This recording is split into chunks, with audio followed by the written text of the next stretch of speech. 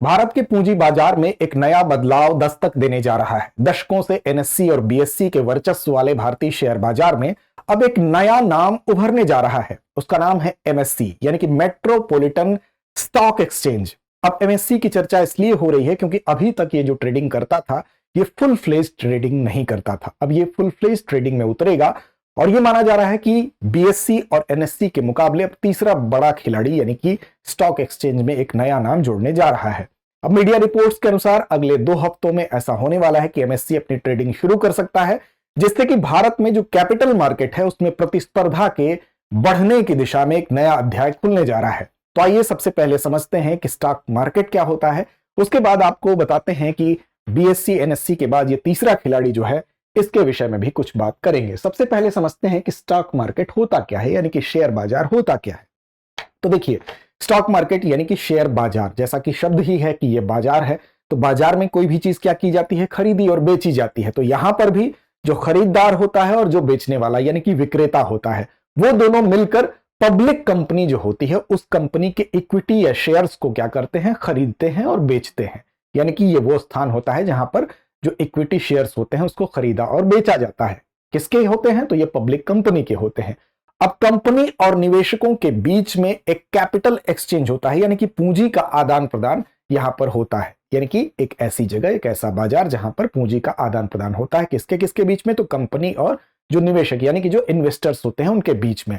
अब ये free market economy जो होती है, यानी कि मुक्त बाजार अर्थव्यवस्था का एक महत्वपूर्ण हिस्सा है। मुक्त बाजार अर्थव्यवस्था क्या होती है, जहां पर वस्तु और सेवा की जो कीमत होती है, बेसिकली वो सप्लाई और डिमांड इसके सिद्धांत पर काम करती है। यानी कि डिमांड जब ज्यादा होगी तो उसकी कीमत बढ़ती है। तो उसी सिद्धांत पर मुक्त बाजार अर्थव्यवस्था का यह महत्वपूर्ण हिस्सा होता है।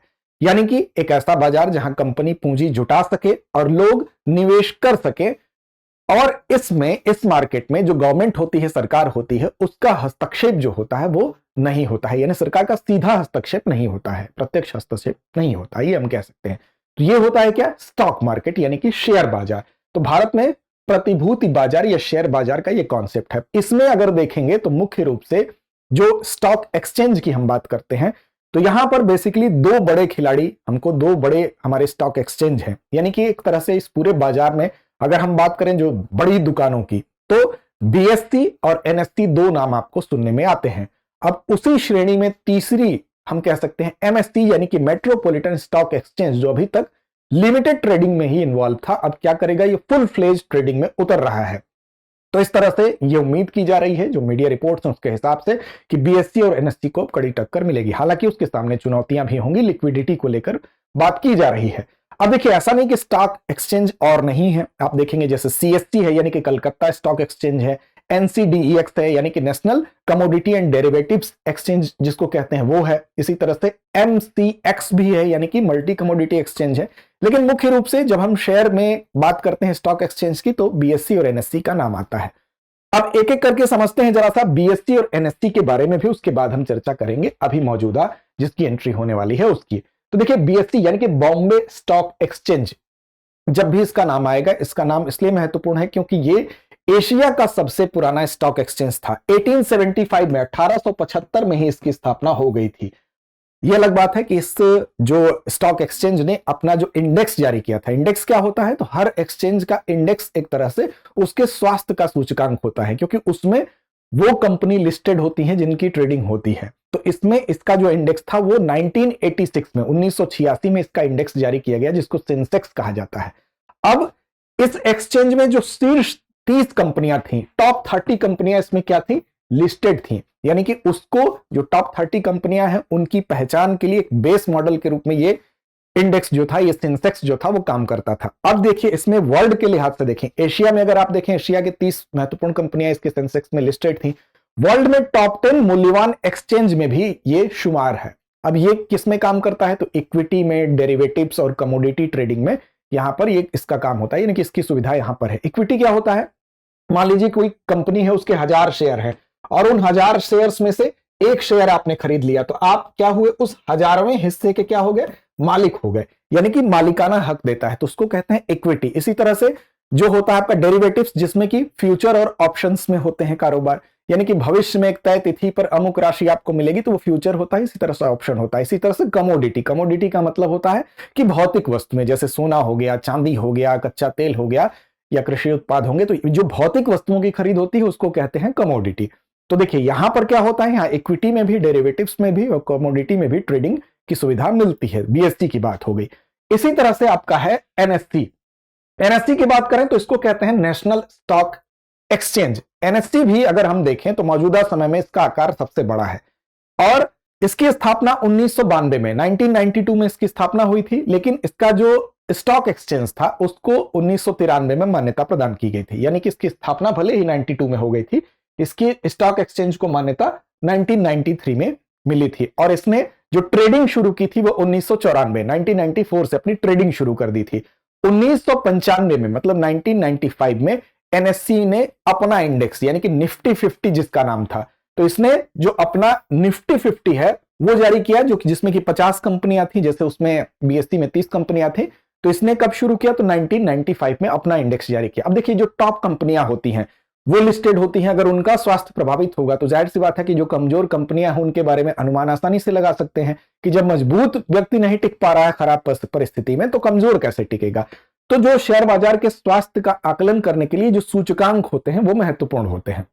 अब देखिए यहां पर अगर बात करें तो इन दोनों कंपनियों के बारे में आपने जान लिया। अब तीसरी कंपनी जो फुल फ्लेज ट्रेडिंग में एंट्री करने जा रही है उसका नाम क्या है, एमसीई, यानी कि मेट्रोपॉलिटिकल स्टॉक एक्सचेंज इसका नाम है। अब इसके विषय में बात कर लेते हैं। तो देखिए ये जो है महत्वपूर्ण आपके लिए इसलिए है, एक चीज और याद रखिएगा कि एनएससी जो है पहला इलेक्ट्रॉनिक ट्रेडिंग एक्सचेंज भी इसी में शुरू हुआ था। तो इसके लिए भी ये सवाल कई बार पूछा जाता है, ये भी महत्वपूर्ण है, तो एनएससी के लिए ये भी याद रखिएगा। तो बीएससी एनएससी की अभी तक जो डुओपोली है, यानी कि इन दोनों का ही जो दबदबा बना हुआ है, अब उसमें तीसरे खिलाड़ी के रूप में एमएससी की एंट्री हो सकती है, जैसा कि अभी मीडिया रिपोर्ट्स के हवाले से पता चल रहा है। इसके आने के बाद प्रतिस्पर्धा निस्संदेह बढ़ेगी, यानी कि जो कैपिटल मार्केट है उसमें प्रतिस्पर्धा बढ़ेगी और कंपनियां ऐड हो सकती हैं। अब यह महत्वपूर्ण है इसकी तीसरे की एंट्री। तो उसी तरह आपके लिए भी महत्वपूर्ण है ये हमारी सूचना। सूचना यह है कि दृष्टि आईएएस की तरफ से हम आपके लिए लेकर आए हैं बहुत ही महत्वपूर्ण और शानदार कोर्स। अभी तक अगर आप तैयारी को लेकर किसी भी दुविधा की स्थिति में है, आपको लगता है कि कहां से शुरू करें, कैसे बुनियादी तैयारी हमारी हो सके, तो उसके लिए बेस्ट कोर्स आपके पास है, क्योंकि अभी आप अपनी बुनियाद को मजबूत कर सकते हैं जीएस स्टूडियो फाउंडेशन कोर्स के माध्यम से। इसकी कीमत देखिए केवल 24,999 रुपए है। वास्तव में यह भी इसकी कीमत नहीं है, क्योंकि इस फीस को लेंगे देकर जब आप इस कोर्स को लेंगे, फिर ऑफलाइन बैच में अगर आप आते हैं फ्यूचर एडमिशन लेने, तो ये फीस उसमें एडजस्ट कर दी जाएगी। तो एक तरह से ही निःशुल्क हुआ।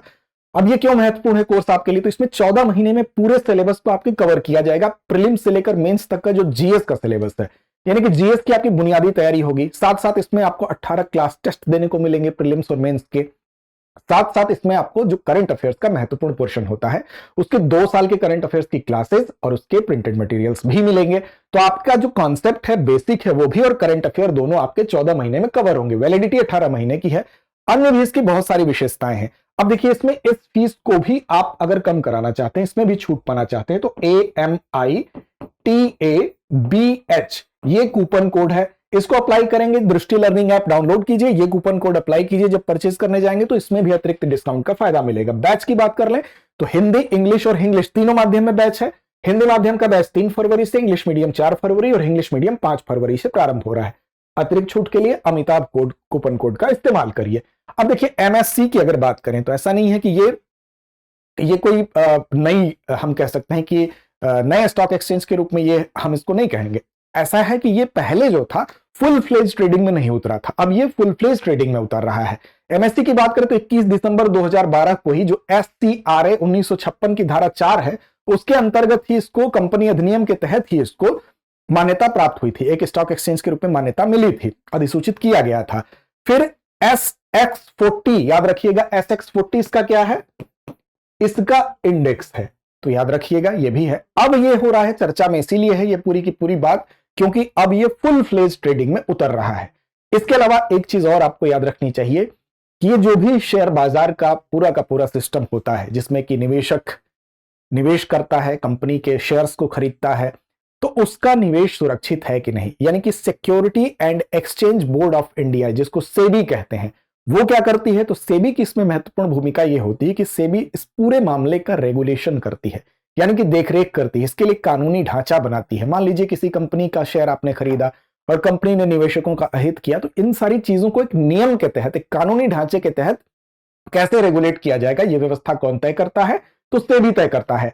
और साथ साथ निवेशकों के हितों की सुरक्षा का काम भी कौन करता है? सेबी करता है। जो SCRA होता है, यानी कि जिसको सिक्योरिटी कॉन्ट्रैक्ट रेगुलेशन एक्ट कहते हैं, उसी के तहत सेबी को यह शक्ति प्रदान की गई थी। क्योंकि इससे पहले अगर आप देखेंगे तो इसमें जो अधिकार मिला था वो पहले सरकार के पास था, सेबी के पास बाद में ये हस्तांतरित हुआ था। याद रखेंगे 21 दिसंबर 2012 को कंपनी अधिनियम के तहत ही कारपोरेट मामलों के मंत्रालय द्वारा इसको स्टॉक एक्सचेंज घोषित किया गया था। अब ये फुल फ्लेज ट्रेडिंग में उतर रही है MSC, यानी कि मेट्रोपॉलिटन स्टॉक एक्सचेंज। इसी की वजह से इसकी चर्चा हो रही है। तो चलिए अभ्यास प्रश्न की तरफ चलते हैं।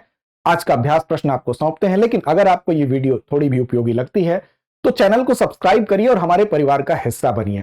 और साथ साथ अगर टेलीग्राम चैनल पर अभी तक आपने हमें सब्सक्राइब नहीं किया, हमसे नहीं जुड़े हैं, तो दृष्टि IAS यूट्यूब टेलीग्राम पर भी जुड़िए। वहां इस कार्यक्रम के लिंक और PDF भी आपको मिलेगी। अभ्यास प्रश्न आपके जिम्मे छोड़ते हैं। NSC की स्थापना किस वर्ष हुई थी, यह आपको बताना है। 1986, 1992, 1994 या 1995? तो इस प्रश्न का जवाब दीजिए कमेंट बॉक्स में। लड़ते रहिए, अपने लक्ष्य की ओर बढ़ते रहिए। अब एग्जाम की तैयारी को और बेहतर करने के लिए हमारे चैनल को लाइक, शेयर और सब्सक्राइब करना ना भूलें।